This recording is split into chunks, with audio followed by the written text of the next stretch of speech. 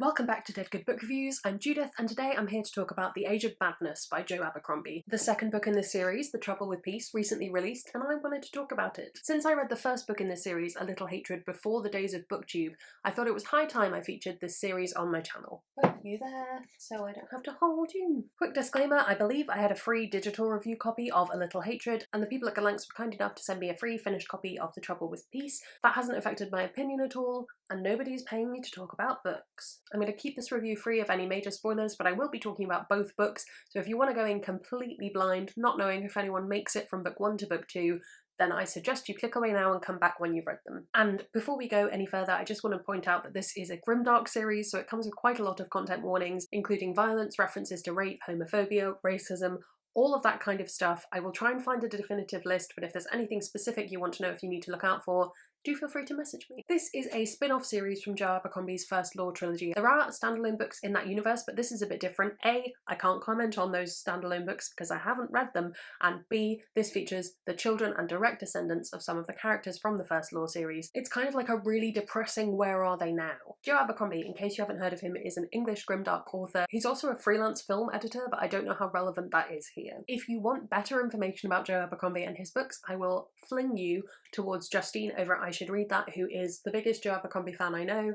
10 out of 10 would recommend her channel anyway. She has much wisdom, you should go check her out. As I say, this series follows on from the events of the First Law. We're a few decades later, and instead of a world with fading magic, we now have a world with fading magic on the edge of the Industrial Revolution. Not only are they still having to deal with the fact that they're basically on the knife edge of war, but that nobles are also having to deal with these workers who are not too happy about their jobs being taken by machines. This series follows various characters on various sides of the different conflicts, and as ever, the line between good and evil is really more of a big grey smudge. One pro is this is really satisfying reading. When I first read A Little Hatred, I boldly declared in my naivete, this is great fun, you don't need to read the First Law trilogy, just jump in. And I semi-stand by that. I'm always a believer in if you read a series in a weird order or read a universe worth of books in a weird order, you don't get a bad reading experience, you just get a different reading experience. That being said, it is immensely satisfying reading these books, especially A Little Hatred, having read that initial series. While I'm on the subject of reading and rereading things, if you are about to pick up The Trouble with Peace because you've recently finished A Little Hatred, I highly suggest that you try and plan in a reread of A Little Hatred close to when you're going to read The Trouble with Peace, just because they follow on from each other quite directly. I made the decision to do the quick reread and it was 100% the right thing to do. I think Joe Abercrombie writes character arcs really well across books, and so it's more satisfying to read them next to one another. But bringing in the First Law trilogy, there's something immensely satisfying about the character development through that trilogy and then beyond. You get more of what has happened to these characters and the people that they've become. And just in case anyone is wondering, don't do what 2017 Judith would absolutely have tried to do and read The Trouble with Peace without reading A Little Hatred. It will make no sense. Female characters. I think one of my biggest issues with the First Law trilogy was that it took a while for there to be any really good female characters. And even then, the focus was kind of still on the men. In this series, however, we have the point of view character Savine, who is one of my favourite grimdark ladies who has ever existed. She's one of my favourite female characters of all time, and if we're talking female characters written by men, she would be even closer to the top. While I won't get into specifics, the journey that she goes on as a character is astounding. The place that she ends up as a character is both very surprising in terms of what you might expect from traditional storytelling, but it also makes complete sense and it isn't cliche, and I just love her so much. And also, I'm terrified of her. I think these books have amazing story, and it's also told in a great way. We have all these distinct perspectives that sometimes overlap and cross paths, and then occasionally everything just lines up. The best analogy I can give for myself is it's like those moments in Umbrella Academy where suddenly everyone will sync up and say the same line or be doing the same thing or listening to the same song. It's like that, but in book form. It's just great. And put that against the backdrop of this like hugely tumultuous time, this industrial revolution, which we don't see enough of in fantasy. You've just got something great. And the series goes to places I would never have expected it to go at the end of book 1. While it's still very miserable and everyone is miserable most of the time, it still has such a sense of humour behind it, and I think that's what makes it so human. And it also keeps the book from feeling relentlessly bleak. Some things to keep in mind if you were thinking about picking up this series.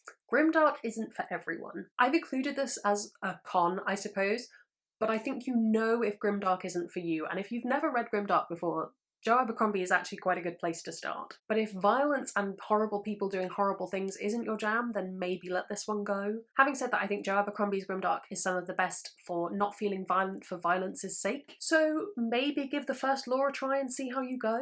Battles. This is more of a con for The Trouble with Peace, and also, again, a personal preference thing. I am not a huge fan of battle scenes. I find them kind of relentless and a bit boring. And in The Trouble with Peace, there was probably just one too many battle scenes for me. I personally need a break from the battle every now and again. It's like in Lord of the Rings, where you have, in Return of the King, just all of the war, and then you have that lovely scene where Pippin sings. Is that in Return of the King, or is that in Two Towers? No, it must be in Return of the King.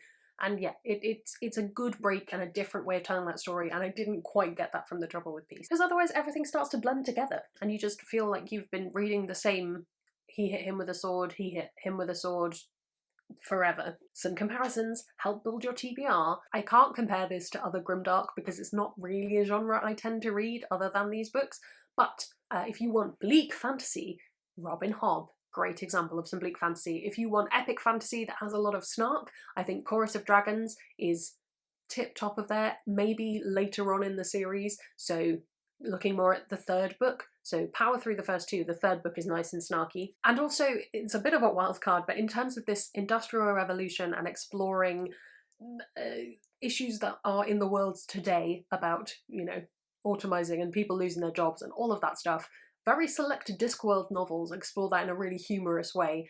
Best examples would be things like Going Postal, one of my favourite Discworld books of all time, and I would really recommend it. Should you read this series? I'd say absolutely, especially if you've already read and enjoyed the first law. If grimdark is for you, this series is really, really good. The only difficulty is that now there are huge amounts of books by Joe Abercrombie that I haven't read that I need to buy, and my shelves are full. Thank you so much for watching. Comment below with your grimdark recommendations. I'd really love to hear them. It's something I'd quite like to edge more into reading. While you're down there, you can also follow me on all of my social media. That's linked below. You can also subscribe. It makes me feel loved and appreciated. That's all from me, and I will see you in the next one. There's gonna be some bloopers now. I'm going to keep this children. Having said that, I've mentioned it in another review that I don't think is up yet. Having said that, I think Joe Abercrombie's grimdark is some of the best for not feeling violent for violence's sake.